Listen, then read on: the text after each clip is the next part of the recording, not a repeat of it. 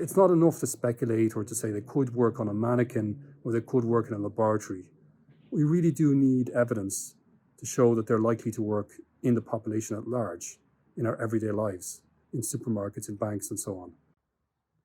There's a fundamental misunderstanding at the heart of the masking debate, coming from defenders of masking, and that is that those who defend the use of masks basically assume as a starting point that masks probably do work, and therefore the burden of proof is on opponents of masking to prove that masks don't work. That's actually a false starting point. It's a fallacious starting point because there's no reason to assume that masks are likely to work. Just to begin with, the holes in the fabric of a mask are large enough to allow droplets through that carry the virus, as well as the gap between the mask and the face. Secondly, we know that it'll be very, very difficult to get the majority of the population to use masks correctly on a consistent basis. And it's very difficult to integrate the protocols of masking, correct and consistent mask usage into the everyday routines of people as they go to work, as they eat, as they drink, as they meet their friends, often in their own homes, otherwise in some social setting. There are many reasons to doubt whether masks will work. And certainly there's no reason to assume that they will work or to consider that it's highly probable that they will work.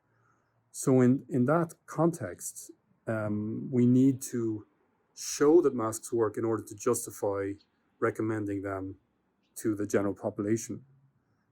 It's not a commonsensically obvious thing that masks will work. It's something that we really do need to show.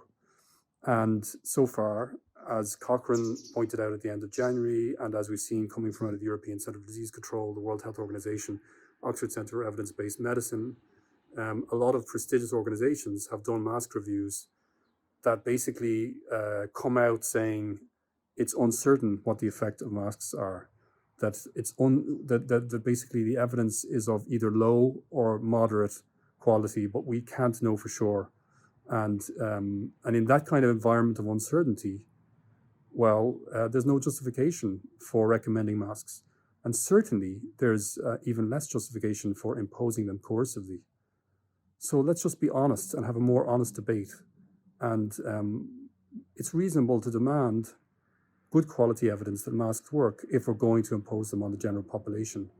Certainly if we're going to do so with a coercive mandate. So it's not enough to speculate or to say they could work on a mannequin or they could work in a laboratory. We really do need evidence to show that they're likely to work in the population at large, in our everyday lives, in supermarkets, in banks, and so on. And so far, that evidence is not forthcoming. There's certainly no good quality evidence to show that. And then if you want to look at some correlations and see, okay, well, are masked communities and populations, did they do better, in terms of the disease spread or mortality? There aren't significant differences across the world when you look at masked versus unmasked populations. So at this point we shouldn't even really be considering reintroducing masks at this point, unless there's a major change in the evidence. Maybe we could recommend them, but certainly I don't see any basis for legally requiring masking. Absolutely not.